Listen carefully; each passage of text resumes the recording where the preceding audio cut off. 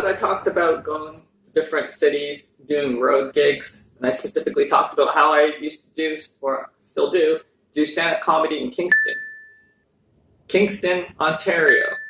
It's not the same city as Toronto, and I learned that the hard way. It's not this. They don't like the same type of comedy. Yeah, the first time I did Kingston, I didn't do too well. It's a small town. It's a military town. This guy with this face came in with his material that they just didn't relate to. I did stuff about how they should date serial killer-free Asians, you know? We aren't serial killers. And then I talked about my parents' boat people experience. I'm not sure if they could relate to that. And then I talked about Asian underrepresentation in Hollywood. I don't think they really cared about that either. But it makes sense, right? I started to think it's not personal. It's not me that they hate. It's the material I'm doing that they hate.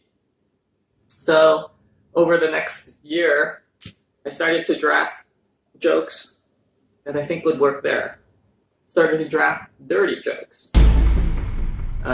So I did jokes like choking in the bedroom. I heard that's a kinky thing that people do now. I wrote that. There's a link to it. Which way should I point? There's a link to it. Check it out. I have that joke uploaded. You know, the jokes. So I did jokes about choking in the bedroom. I did jokes about encouraging myself while I masturbate. I did a joke, or wrote a joke about how I introduced my dad to the world of virtual reality porn. These jokes kill in Kingston and small towns.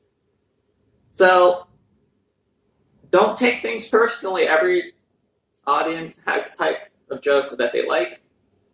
I figured out that my cultural jokes don't work or don't hit as hard in Kingston and small towns, so I adapted. I wrote jokes that did well. You kind of want to be at least decent at every type of audience. Not saying I don't like writing dirty jokes.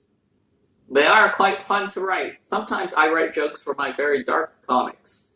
Not in skin color, I'm talking about in kinds of humor. Because it's a fun writing exercise, is to write in someone else's voice. And I'm probably going to do an episode specific to that. But for now, I'll just say it's fun trying out different types of comedy, just to see if you can put yourself in their shoes and then write in that style of comedy.